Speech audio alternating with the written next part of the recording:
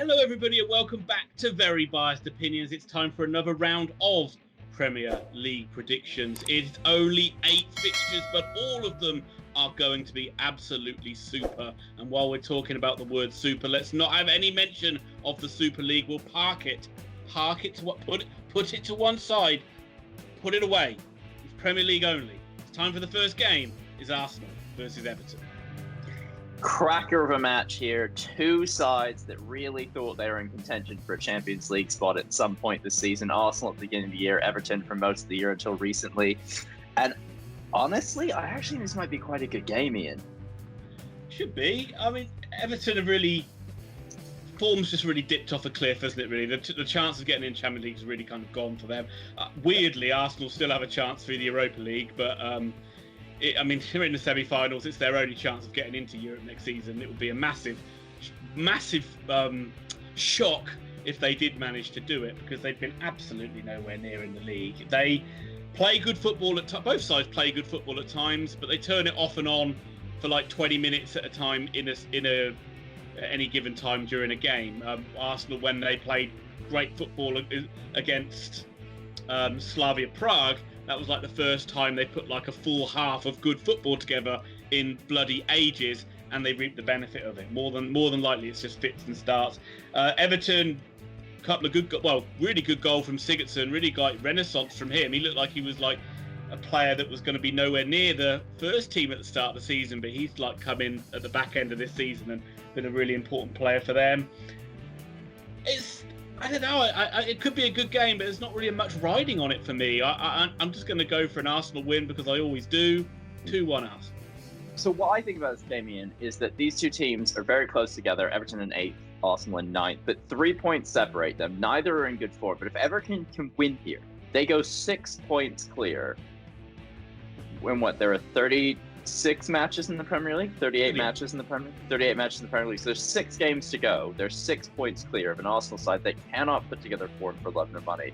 And really quickly, I have to question Mikel Arteta's he needs to put as many young players out there as possible. I don't know if it's that they're a breath of fresh air, if the opposition aren't used to playing against these guys, but like the young players, Smith Rowe, Saka, they look incredible. Yeah. And when those players are playing, I almost never question whether they're going to win.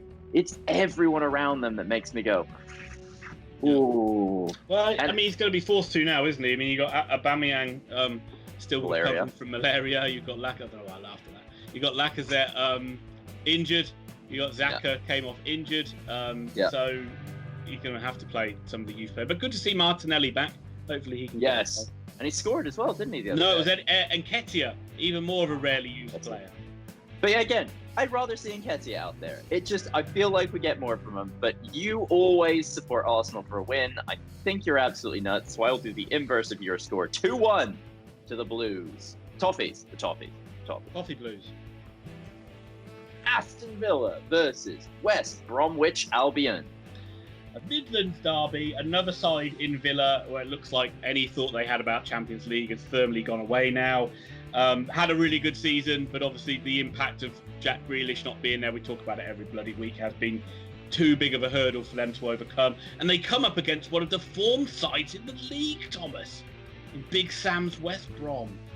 Yeah, I am still having a hard time dealing with this. 2 straight wins. It turns out that all Big Sam needed was that international break to sit his players down and drill them in what a 4-4-2 is and how not to concede goals. It is way too little, way too late for them. They now sit 9 points from safety. They're still technically below a Fulham side that has lost like 5 or 6 matches going into their most recent one. I can't see any way they secure safety, and I've got to be totally honest here, I can't see how they beat this Aston Villa side, because Jack Grealish is still out. We're not 100% sure when he's going to come back. Am I wrong in thinking it feels like every week we're told he might play? Like he might be back? Yeah, I think that was the case for a while. I think they've actually said that since he had that recent setback, I think they said he is out for like another week or so at least. So, but yeah, it has seemed like he's like on the fringe for about 6 weeks.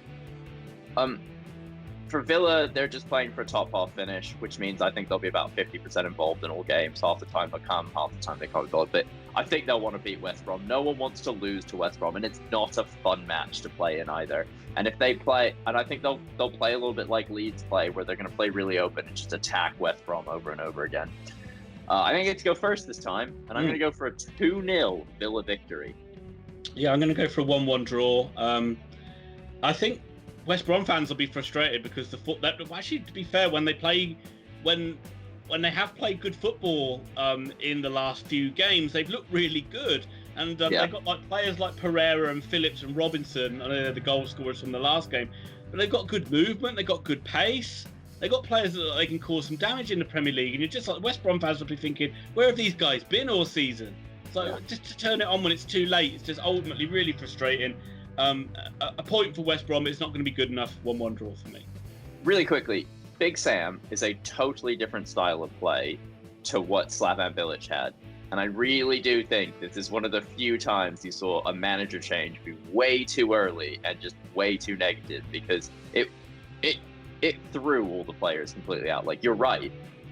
West Brom fans should be looking at their team going, where the hell have you guys been all season? Well, they were turning up. Yeah, it was way too early, and unfortunately from West Brom's point of view, there clearly was some off-the-field issues they had with Bilic. I mean, there was talk of them being like, they felt disrespected as owners, didn't they? So yeah. Been a lot of that this season.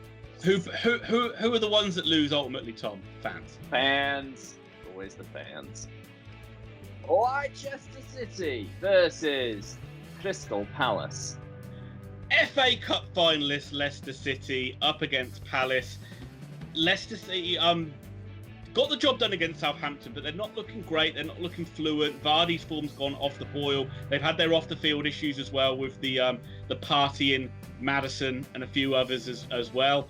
And they just don't look as sharp as they did, and that's a worry for them, especially with this Premier League, with the likes of Liverpool and the likes of Chelsea breathing down their neck for Champions League spaces. They'll be desperate and hope that Palace will be in there on the beach mode and they can just turn up and get a nice, easy win over the Eagles.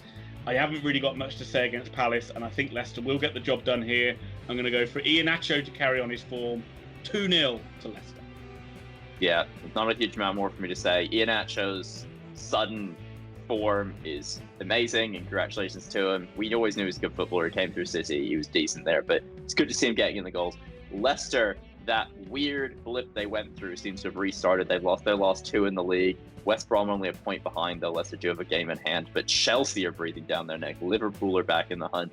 And I know Spurs have just sacked their manager, but they're only 5 points behind West Ham and 5th. They're only 6 behind Leicester with 6 games to go. Like, go on, Chris Powell.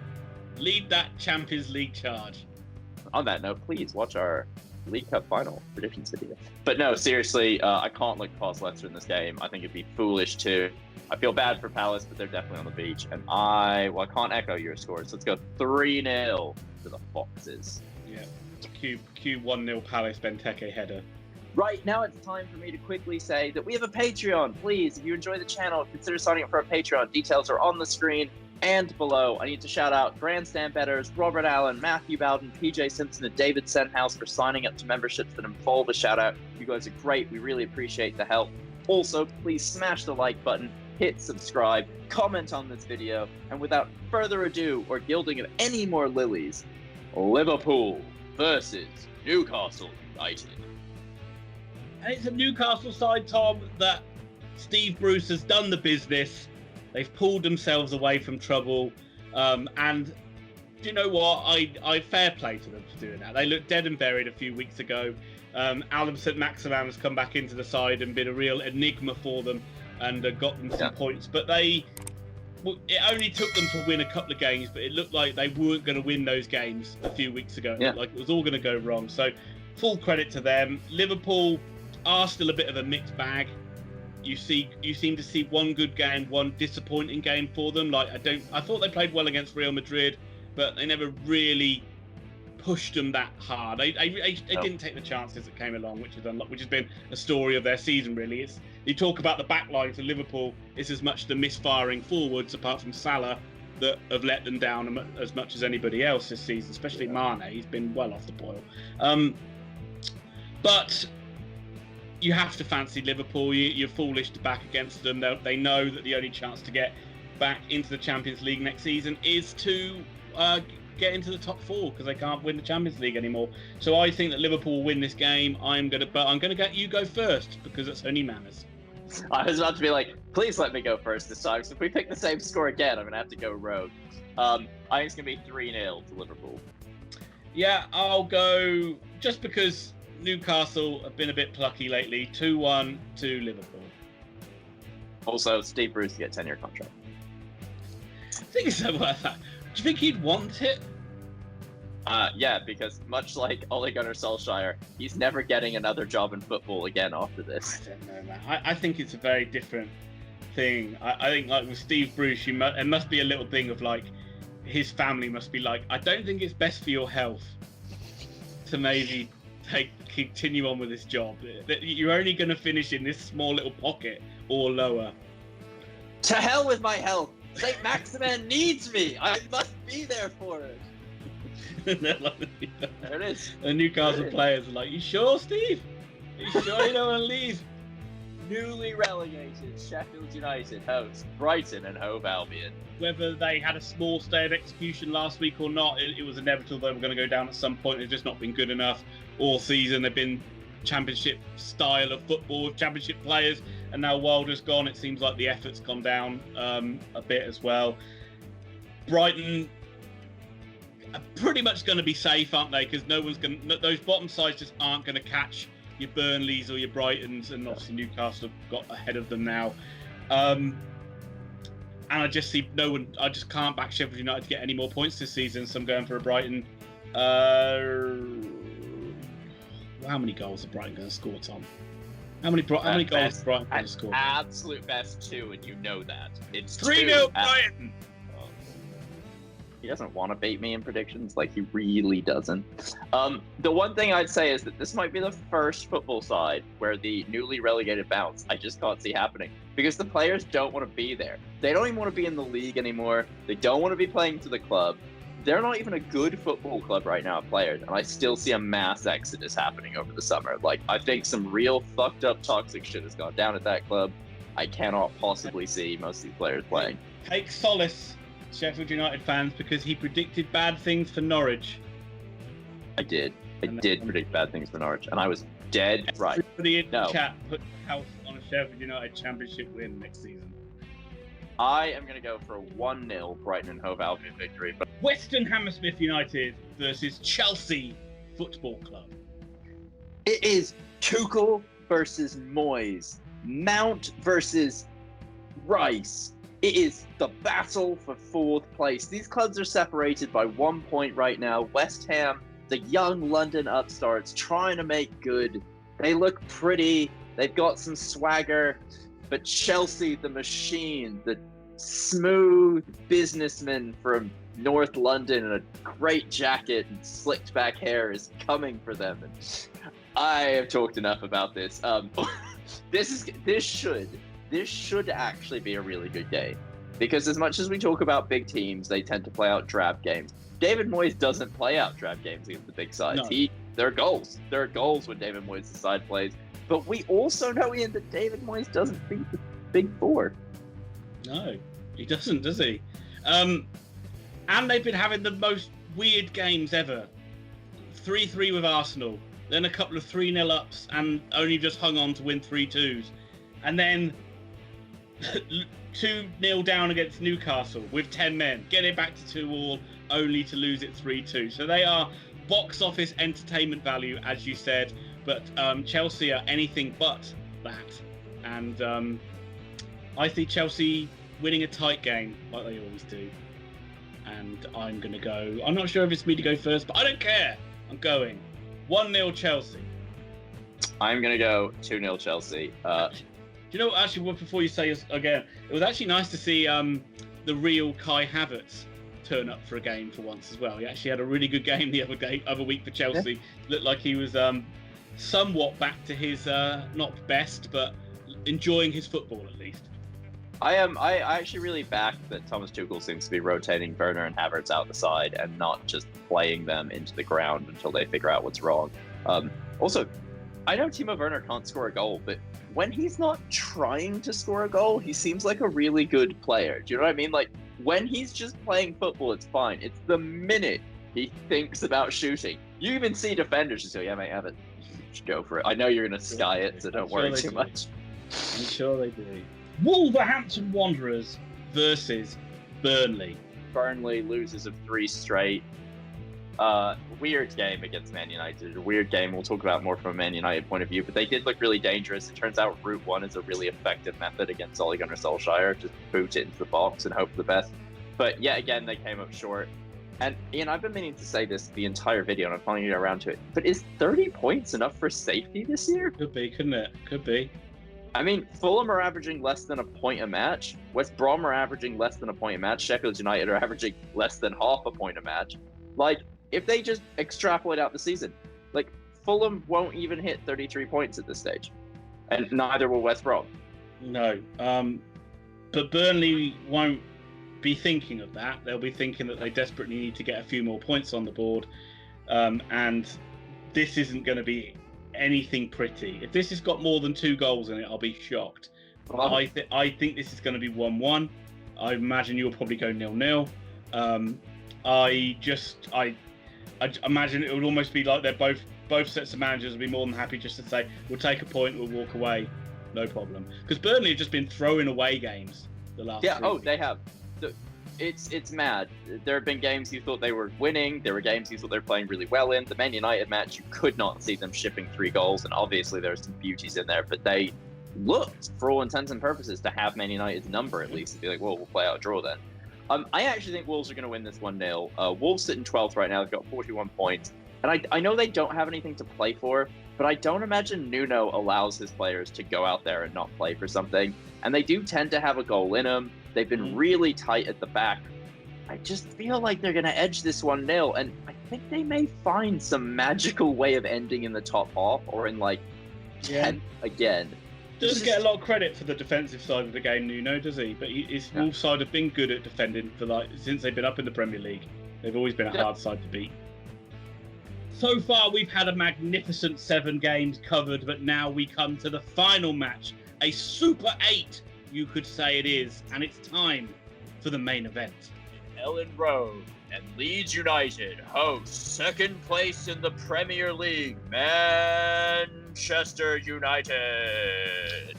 Not only just Manchester United, Thomas, you could say Super League chief founders, Super League top schemers. I like it. I like it. The masterminds behind it all, led by, I'm sure you're going to talk about how wonderful Glazier is for setting all this thing up for us. But yes, if we can get past that, we have got a pretty spicy Yorkshire versus Lancashire derby on the table. And to tell you more about it, from the red-hot Red Devils point of view, is the resident expert Manchester United fan, Thomas Pickering. I think most Man United fans right now are shocked and appalled. We knew our club was just kind of gross, but this is beyond the absolute pale. And the Glazers will sit as the vice presidents of the new league under Florentino Perez. So evil and evil will join hands. They will meld together. They will slice their hands open, meld the blood, and smear it over the children's bodies. But enough of this Super League garbage. Man United have been on an absolutely insane run of form. It's almost like if they hadn't had that insane blip where Ole Gunnar Solskjaer came out and said, we're not here to challenge Man City, we're just here to play football. If he'd actually come out and said, we're here to win football matches, and had told his team that, we might be challenging for a title. Instead, Man United are, for the 2nd time in a decade, best of the rest and just kind of following on from City. Bruno Fernandes and Paul Pogba in the same team just look absolutely imperious right now. If one of them can't do it, the other one does. Rashford was sensational. Mason Greenwood is coming up aces. He's been all over the most recent Man United wins, and this club look absolutely imperious going forward. There's now rumors Edinson Cavani might want to stay, which is nuts because I'm pretty sure he came out and his dad came out and went, yeah, I'm going. But apparently he may stay. The style of football Man United play is still completely obscene, and I can't figure out what it is. It seems to revolve strongly around we've got a really good midfield, so just give the attacking ones the ball. Been great. It's going to be a really good game because Leeds United attack and Man United, I think, are going to be penned in their own half a lot in this game and just not know what to do. But I see goals. I'm sure you see goals. I'm going to let you talk before I give my score prediction, though. Sure. Well, remember at Ellen Road at Old Trafford, it was like 6-2, was it? Yeah. It was the most open game you'll ever see. It could have easily ended 10-5. And I know people say that as an exaggeration, but it really could have done. But what I've taken away from what you've said there is Cavani coming out. On a football point of view, they look such a better side when he plays. My God, they look such a better side when he's the focal point in there. Mainly because he just tells people what to do. He's like, get the ball, put it into me, I'll score. It's like, all right then. So there's not all that like messing around that they do when like you've just got Martial, Rashford, and Greenwood just kind of pretending to be a striker. It's like, no, I'm the striker. I'll be up there. So I really like Cavani in that side. But listen to it, folks. Listen to how Man United fans pretend that they don't want this Super League. Listen to it. How he like sits there and says, like, oh, it's a terrible thing. You love it. You wanted it for years. You just wanted to get away from this. The paupers of the league you've wanted to get away from for years. So don't listen to a word he says on that regard. He wants a Super League. Let's hope, for the sake of all that is good and pure in the world of football, that Marcel Bielsa, the beautiful man, on his haunches, guides this Leeds side to a remarkable win, much like Brazil did against Italy in a World Cup final, I think 1974, where they played them off the park. I'm going for a remarkable scoreline of Leeds United 4, Manchester United 2. Yeah, Ian has literally completely quit now. That's it. You're not even trying to beat me in predictions. I am going for goals as well. There's going to be 8 goals in the match, just like last time. This time it's Man United 5, Leeds United 3. Just like me then, 8 goals. I've gone for 8 goals as well. Yes, your 4-2 is definitely adds up to 8. But that's enough. It's enough amateur mathematics for one day. Please smash the like button if you haven't already. Hit subscribe if you're enjoying what you're watching. Comment below. We want your predictions. We want to know what you think of this Super Continental World Championship of Europe tournament, or whatever we're calling it. The Papa Johns. No, thank you all for watching. We will catch you later.